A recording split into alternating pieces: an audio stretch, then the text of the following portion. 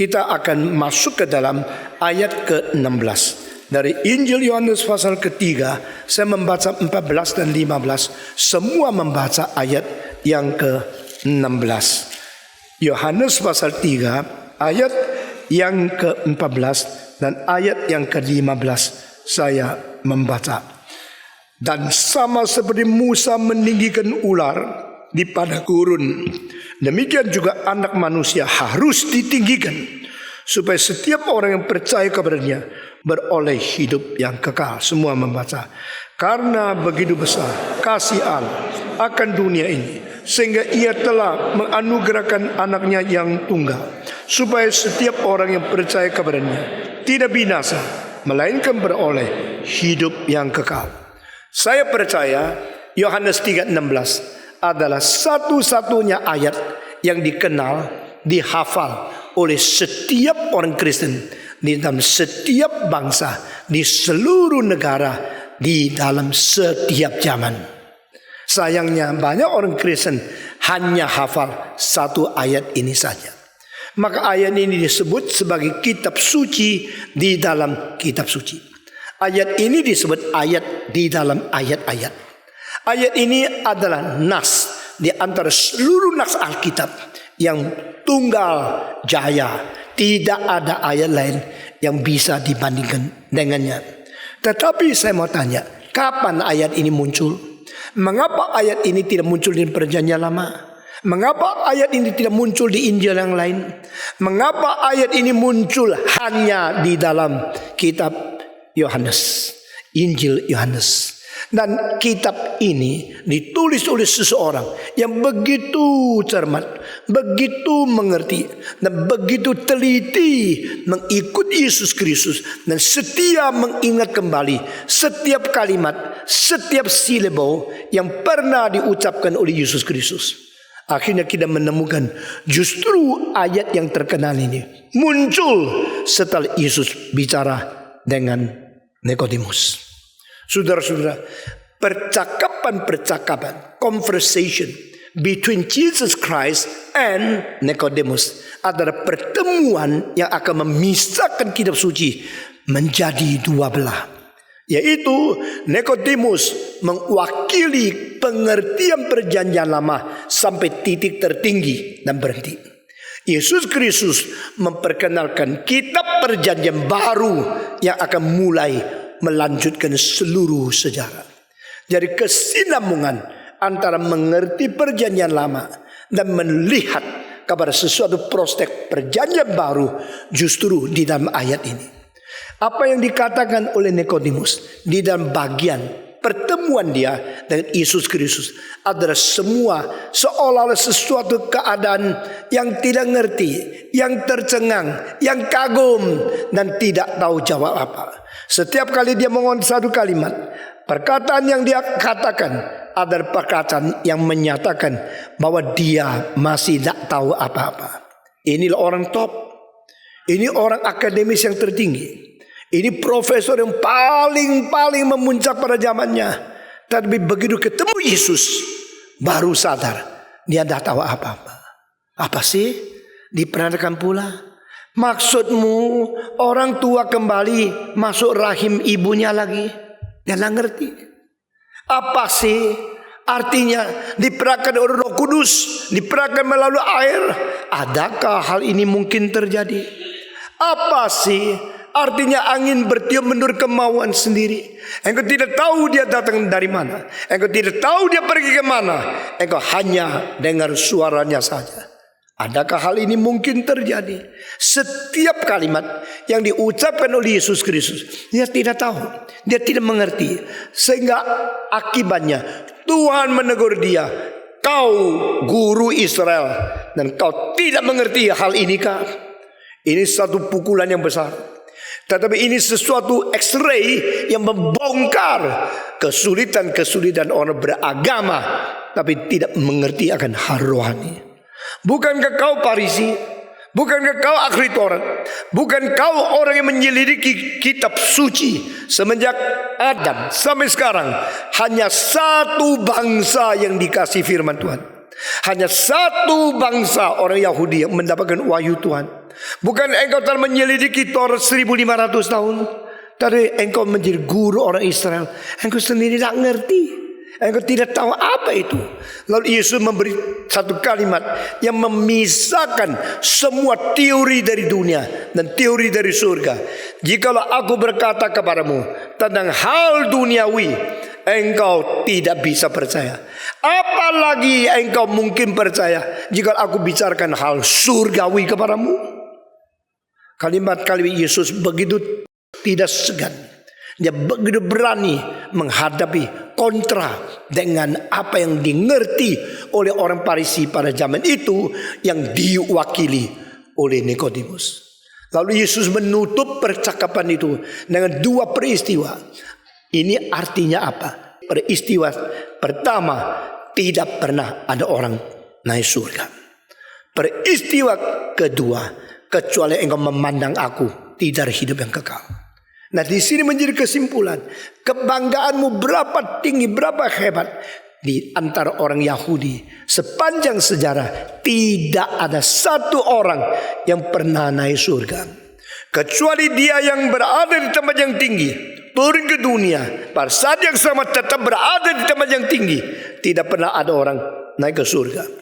Minggu lalu saya sudah bicara sama kamu, kalimat ini mungkin menimbulkan perpecahan hubungan antara Yesus dengan Nikodemus.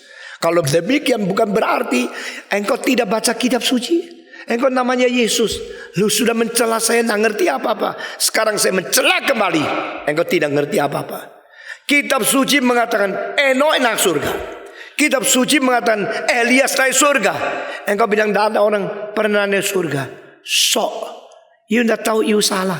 You tidak tahu, engkau tidak pernah baca kitab suci bagian-bagian itu. Sekarang saya kasih tahu, mereka naik surga. Tidak usah bicara lagi. Saya pulang. Kita tidak ada pertemuan di dalam pikiran dan pengertian Alkitab. Tapi saudara, Nikodemus bukan orang itu. Dia bukan yang spontan mau marah. Barang siapa apapun mau marah, yaitu orang pemarah. Saudara-saudara, Nikodemus adalah seorang yang civilized, seorang yang religious, seorang yang mempunyai manner, seorang yang mempunyai kesabaran, kemahiran karakter. Dia dengar, dan Yesus bukan ngomong salah. Yesus sedang mengatakan satu hal yang jauh melampaui pengertian di dalam penggalian agama, di dalam studi daripada segala epistemologi dan segala pencapaian yang diraih secara akademis. Yesus berkata, ada langit yang lebih tinggi dari langit. Ada langit yang lebih tinggi daripada tingginya langit di atas langit. Dan itulah tempat saya berasal. I come from the highest, not the sky, not the spiritual heaven, tetapi the highest of all highest, the highest heaven, the dwelling place of God Himself. Do you know that? You only know the created heaven. You only know the created universe, but I come above them. Saya lebih tinggi dari semua itu.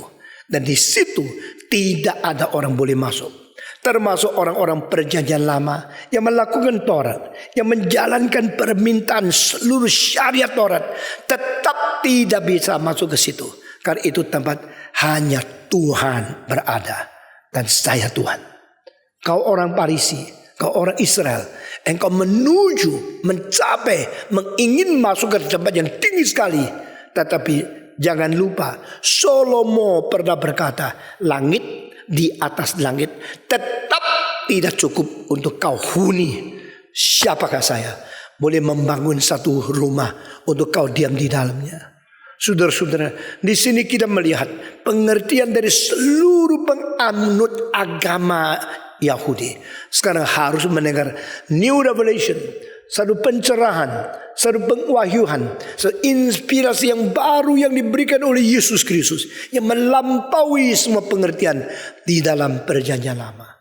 Saudara-saudara sekalian, Nikodemus diam-diam mendengar. Ini pertama. Dan kedua, Yesus berkata, sebagaimana Musa mengangkat tinggi tembaga, yaitu ular yang tidak berbisa, untuk menjadi pusat pandangan yang baru, maka orang yang sakit, Orang yang hanya menunggu kematian karena sudah ada bisa dari ular yang gigit itu sedang mengalir dalam darahnya.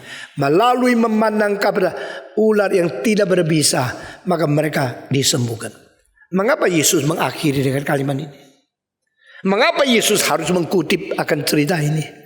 Karena di sini memberikan kepada kesadaran orang-orang Yahudi yang perlu, yaitu melakukan perbuatan yang sesuai permintaan Taurat sampai mati tidak bisa menyelesaikan soal dosa.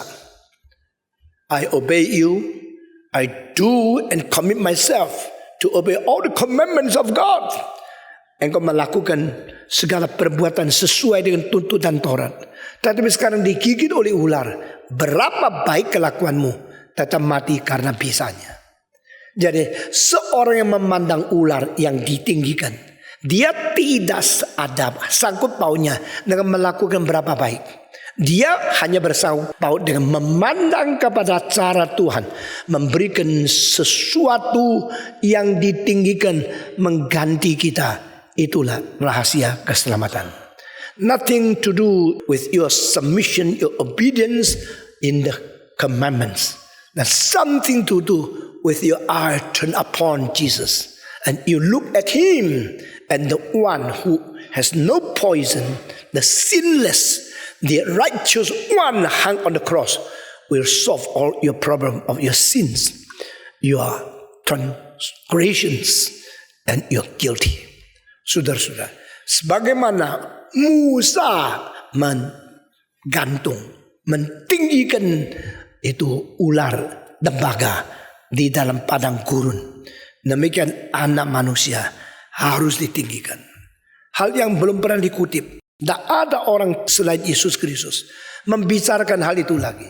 Sejak Musa sampai Yesus 1500 tahun, seluruh kitab suci tidak pernah menyinggung tentang Musa mengangkat akan ular. Karena ini tidak mengerti. Yesus itu sebenarnya adalah Tuhan. Yesus itu adalah Sang Kudus. Yesus itu tidak berdosa. Dan Yesus itu adalah Allah. Tetapi ular itu adalah lambangnya setan. Kalau demikian, kenapa setan merusak manusia?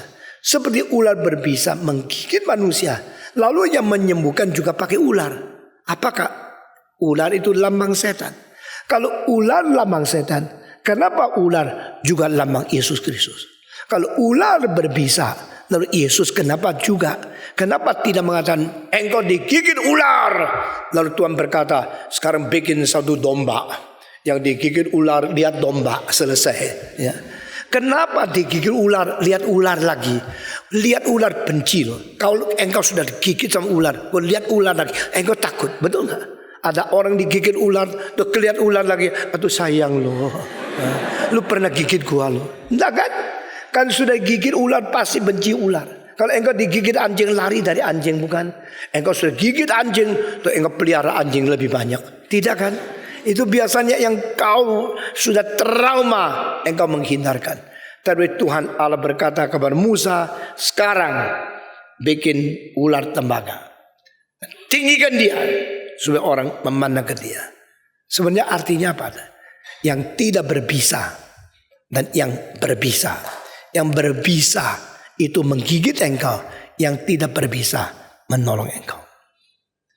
Yang tidak berdosa mengganti yang berdosa. Yang benar mengganti yang tidak benar. Yesus Kristus di dalam tubuhnya sama seperti kita, tapi dia tidak berdosa.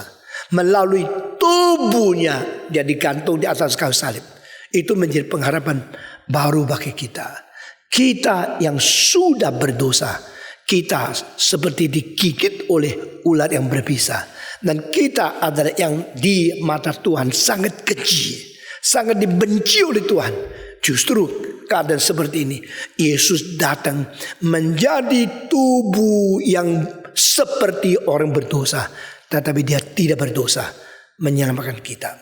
Orang yang sudah digigit oleh ular yang racun, lalu dia bagaimana berbuat baik, bagaimana memperkenan Tuhan? Tak mungkin, karena racun itu akan mengambil nyawanya. Saudara-saudara, jadi bukan kelakuan, bukan perbuatan, bukan ketaatan kepada Taurat yang membuat engkau diselamatkan. Yang bikin engkau diselamatkan adalah engkau yang sekarang sudah kena akan racun daripada ular itu. Engkau memandang kepada cara Tuhan, bukan cara manusia. Di sini menjadi suatu pertukaran pengertian dari perjanjian lama sampai kepada perjanjian baru. Bukan lihat pada dirimu, bukan pakai caramu sendiri, bukan dengan kegiatan jasamu, tapi dengan kegiatan engkau melihat Yesus Kristus. Di dalam Dia baru ada jasa menyelamatkan kita.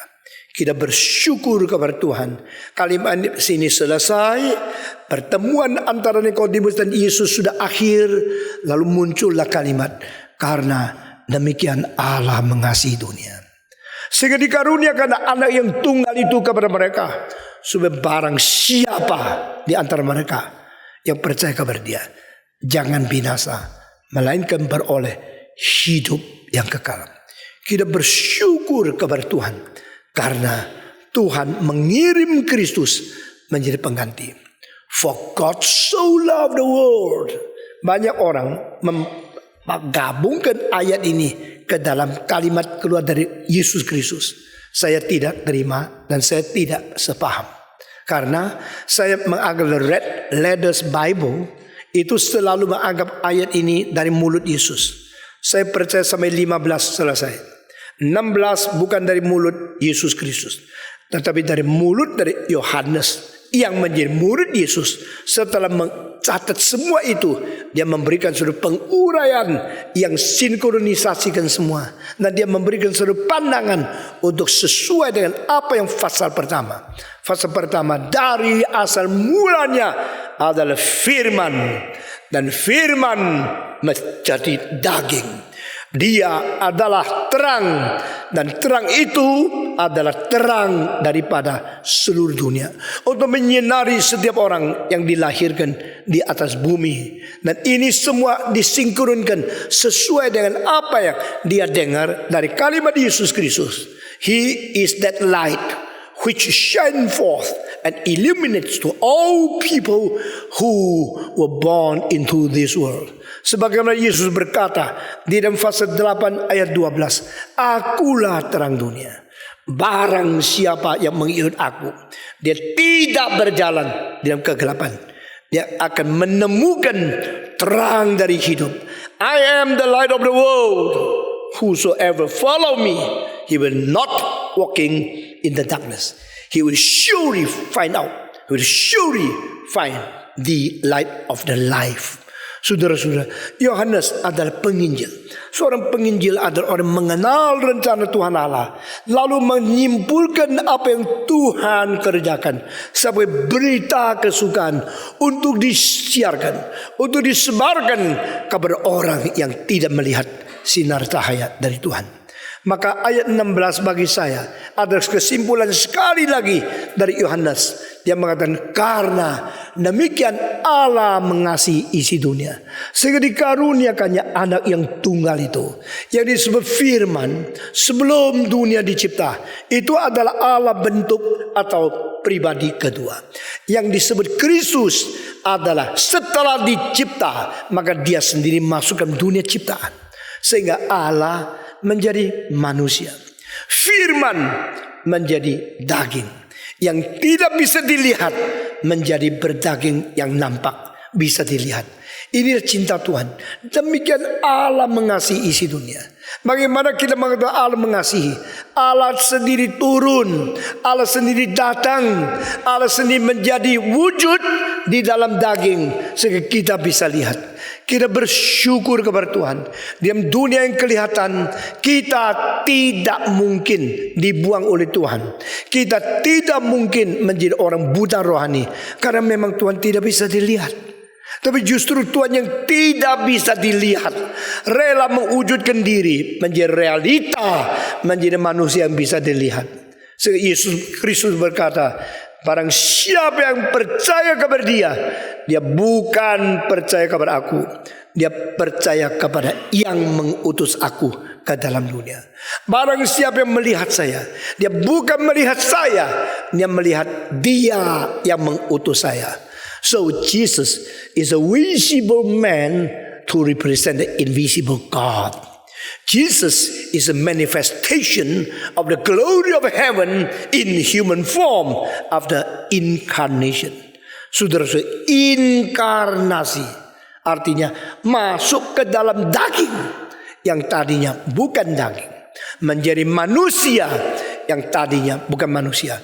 Allah menjadi manusia, firman menjadi daging yang tidak bisa dilihat, menunjukkan diri bisa dilihat, yang mutlak masuk ke dalam yang relatif, yang kekal menyatakan diri di dalam kesementaraan.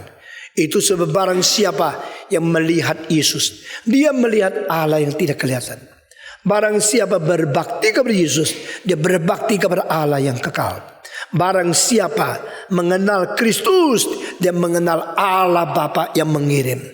If you see me, you see the one who sent me, the Father in heaven. Karena Allah demikian mengasihi isi dunia, sehingga dikaruniakan anak yang tunggal itu. Nah, anak yang tunggal ini terjemahan Indonesia, tetapi terjemahan bahasa Mandarin, anak yang dilahirkan dan dia ada tunggal, atau anak kelahiran satu-satunya, the only begotten son. In English, for God so loved the world that he gave his only begotten son, for those who believe in him shall not perish. Saudara-saudara, jadi saya akan menjelaskan 3 istilah dia. Anak yang dilahirkan secara tunggal semua. Anak yang dilahirkan secara tunggal, yang disebut the only begotten son.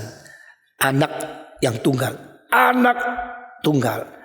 Yesus adalah anak tunggal Allah. Ini masih belum sempurna. Anak yang dilahirkan secara tunggal. Engkau bilang, masa ada anak yang tidak dilahirkan? Dengan sendiri anak sudah dilahirkan kan? Masa anak yang dicipta? Kalau dicipta itu ciptaan. Yang dicipta bukan anak. Kalau anak pasti dilahirkan. Tapi untuk teliti dan untuk membawa kita betul-betul lengkap ketelitian kita di dalam aspek-aspek yang tidak boleh kurang satu, maka di sini katakan Allah memberikan anak kelahiran yang tunggal itu kepada kita. Nah, sekarang saya dari belakang, yaitu dari anak, lalu daripada lahir, lalu dari tunggal. 3 istilah ini saya akan menjelaskan untuk mengakhiri khotbah hari ini.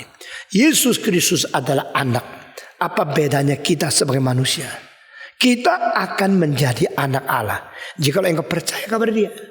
Kalau tidak percaya kepada dia, apakah kita anak Allah?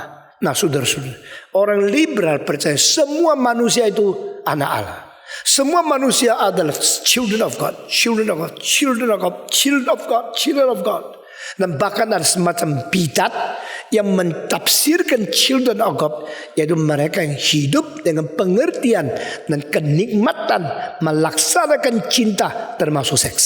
Nah, kalau demikian itu menakutkan. Jadi liberal mengerti manusia sebagai anak Allah, sama orang bidat yang mengartikan anak-anak Allah menyatakan menikmati cinta termasuk seks sembarangan. Asal penuh cinta, engkau boleh bersetubuh dengan siapa asal cinta. Ini ada kenikmatan sebagai anak-anak Allah. Ini 2 ajaran menakutkan luar biasa. Sebenarnya yang disebut anak, lalu disebut anak-anak Allah, tetapi dibedakan dengan anak kelahiran Allah yang tunggal. Itu sangat menyangkut pengertian doktrin. Siapakah saya? Saya orang Kristen.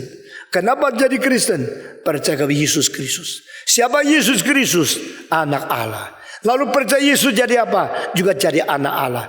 Yesus anak Allah. Saya setelah percaya kepada dia, saya juga jadi anak Allah. Kalau demikian, saya setara sama Yesus. Betul gak?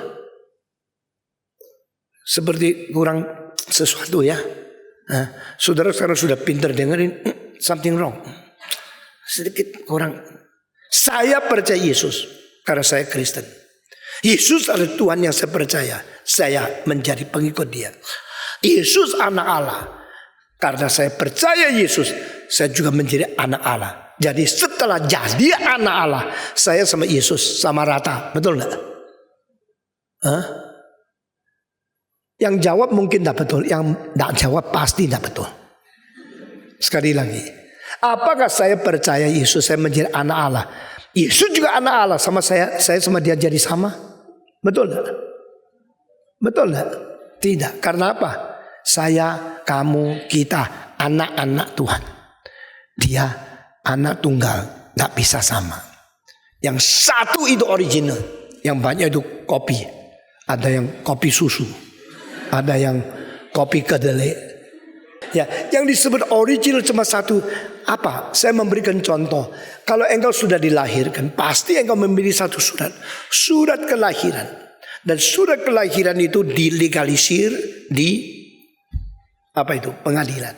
Lalu dicap oleh ketua pengadilan. Lalu didatakan dalam buku pengadilan.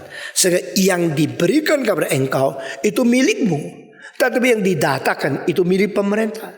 Sehingga dari situ sama yang di sini itu kelop menjadi satu. Berarti memang pemerintah harus mengakui karena mencatat engkau dilahirkan di negara ini. Apa yang kau pegang bisa dicocokkan dengan apa yang didata oleh pemerintah. Dan pemerintah dalam hal ini ada banyak yang tidak jujur. Tetapi ini menjadi satu hal yang tidak boleh tidak jujur. Karena mau membuktikan engkau berhak sebagai warga negara. Maka kau mendapatkan satu. Mungkinkah pemerintah memberikan surat 2 dengan alamat yang lain, nama yang sama, lalu dengan tanggal yang lain, dengan juga tempat kelahiran yang lain untuk membuat kacau negara? Kalau ada, itu bukan pemerintah, itu adalah penipu, pemalsu, pengacau masyarakat. Jadi pemerintah harus bertanggung jawab dan dia memberikan engkau, membuktikan engkau betul pernah lahir di sini. Lalu dia memberikan data di dalam arsipnya, membuktikan engkau betul-betul dilahirkan di negara ini. Nah, surat itu berapa banyak? 1. Tetapi 1 itu bagaimana? Kalau hilang, bikin lagi. Ya kasih duit bikin lagi, gampang kok. Jadi surat kedua sama artinya sama yang pertama enggak? Derajatnya sama, tetapi keasliannya memang sesuai dengan fakta. Diberikan kembali kepada orang itu. Dan diberikan sesuai dengan hak orang itu memiliki. Tetapi yang asli itu kalau ketemu, maka dua-dua ini tidak mungkin menjadi 2 surat lahir. Karena apa? 2 lembar surat lahir yang tanggalnya sama. Ya, yang haknya sama. Tetapi pasti tanggal lahirnya sama. Tanggal keluarkan surat tidak sama. Betul tidak? Sehingga surat asli itu penting sekali. Itu membuktikan engkau pernah lahir. Dan pemerintah menjadi jaminan kami mendukung engkau. Saudara-saudara. Lalu engkau waktu mau ke luar negeri, mau bikin password, di mana surat lahir? Engkau mesti kasih lihat. Waktu kasih lihat, apakah terus taruh di situ? Nggak bisa toh. Waktu saya bikin SIM, saya perlu surat itu lagi, tunjuk ke kantor polisi. Jadi engkau bikin banyak kopi. Ya, 1 surat asli bikin banyak kopi. Lalu kopi itu secara data, secara tulisan sama tidak? Sama asli? Sama tidak? Sama. Tetapi secara mutu dan secara keabsahan, kuasanya besar yang mana? Asli. Nah, yang asli 1, yang fotokopi banyak semua. Nah, di dalam hal ini anak-anak Allah ada 2 macam. Yang satu anak yang tunggal, yang lain anak kopi-kopian. Ya. Jadi Yesus anak Allah yang tunggal, kita fotokopi Yesus, fotokopi Yesus, fotokopi Yesus. Waktu dibikin fotokopi, kalau tintanya kurang, maka warnanya kurang jelas. Kalau mesinnya merusak macet, bisa kerut-kerut begitu. Kalau taruhnya tidak rata, bisa mencong sedikit. Maka Yesus yang asli itu sempurna. Kita mencong-mencong, kabur-kabur, ya, kurang lurus atau kisut-kisut. Karena kita fotokopi. Jangan mempersamakan anak-anak Allah yang ditebus dengan Yesus yang menebus. Karena itu yang asli. Jadi anak. Bedakan anak dengan anak-anak. Karena anak yang asli hanya satu.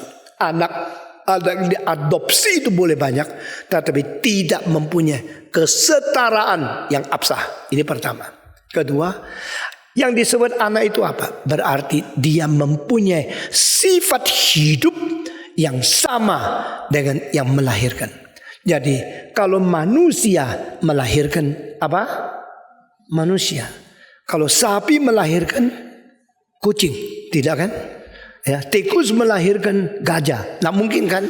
Jadi kalau tikus anaknya TIKUS, kalau gajah anaknya GAJAH.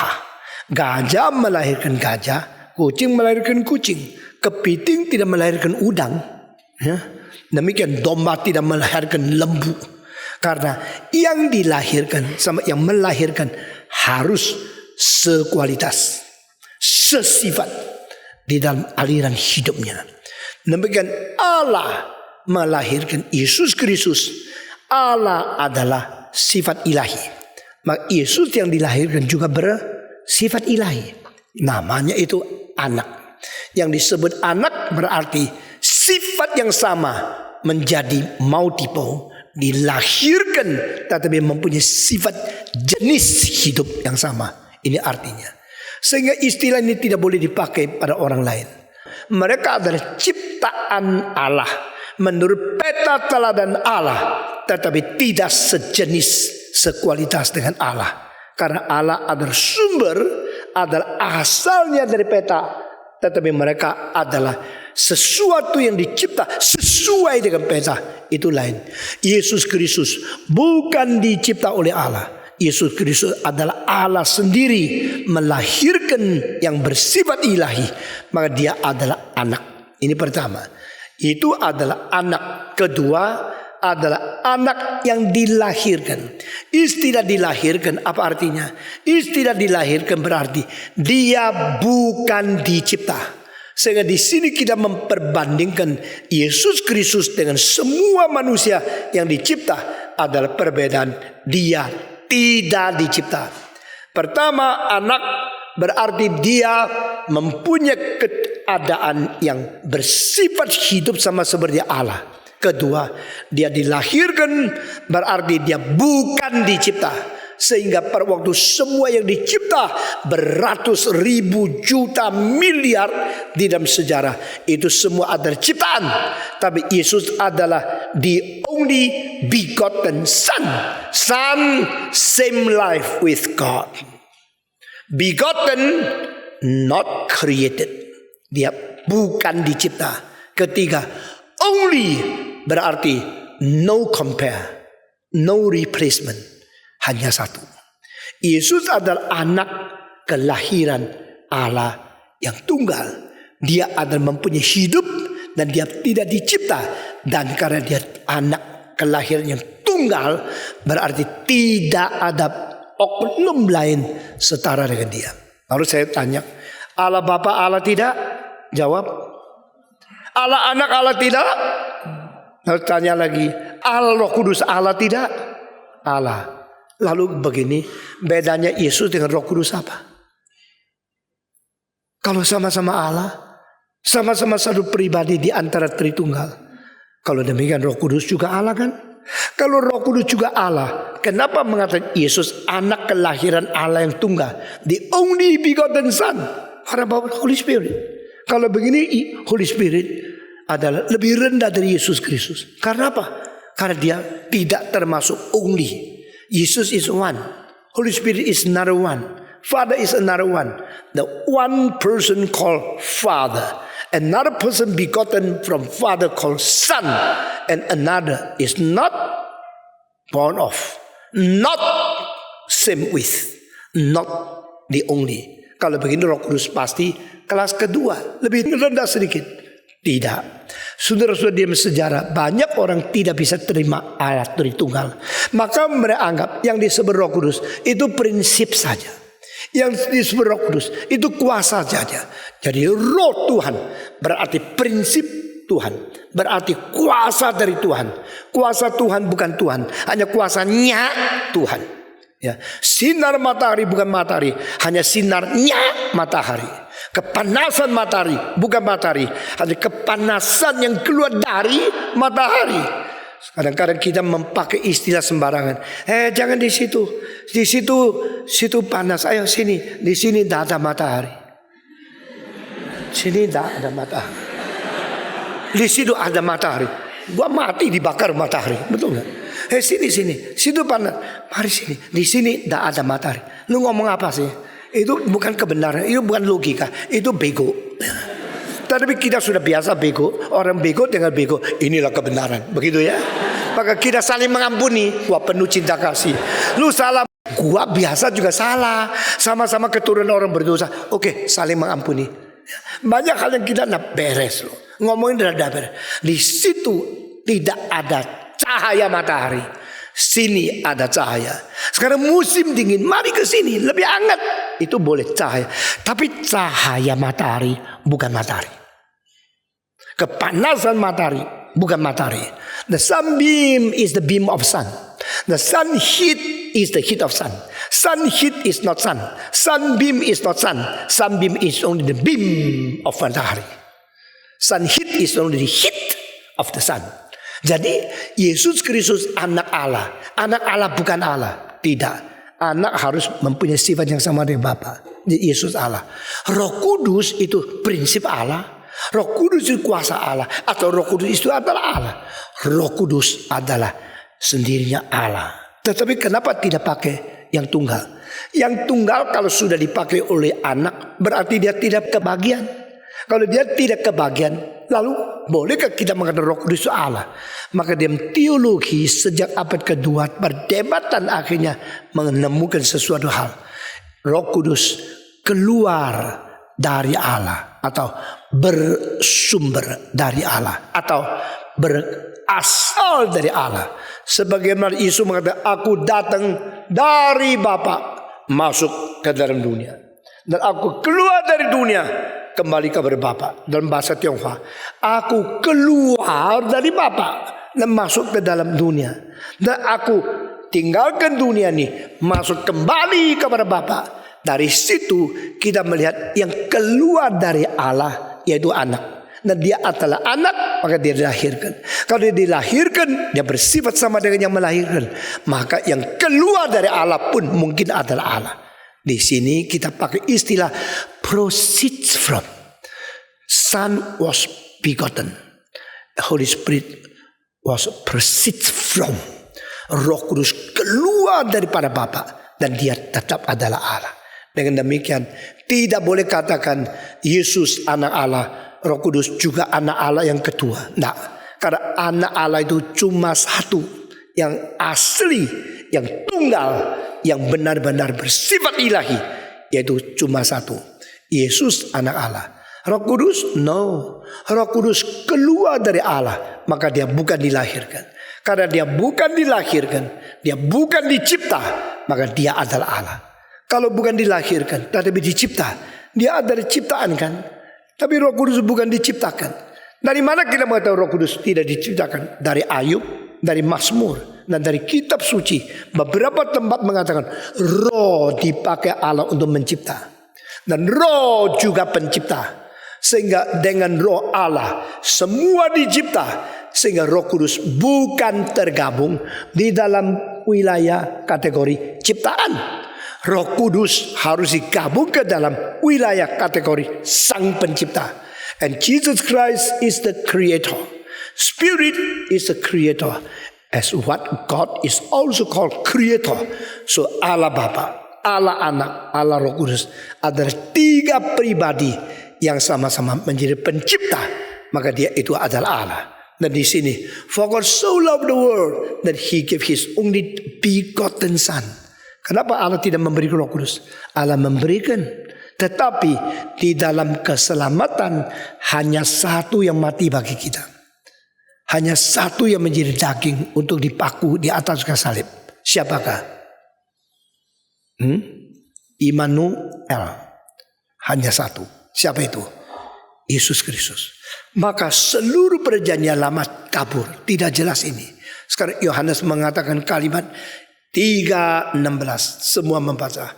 Karena demikianlah Allah mengasihi semua. 1, 2, 3. Karena demikianlah Allah mengasihi isi dunia. Sehingga dikaruniakan anak yang tunggal itu. Supaya barang siapa yang percaya kepada dia. Jangan binasa. Melainkan beroleh hidup yang kekal. Hari ini sampai di sini. Mari kita berdoa. Tuhan, kami berterima kasih. Di dalam segala sesuatu yang Kau cipta, Kau karuniakan kepada kami.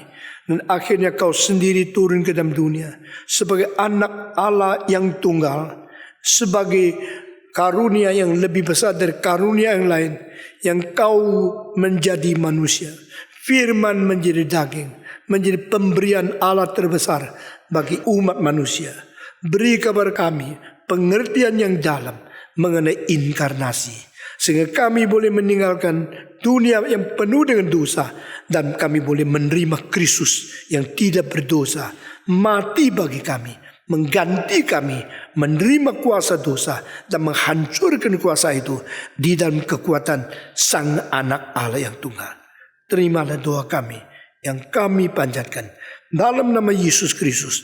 Penebus dan Juru Selamat kami. Yang hidup. Amin.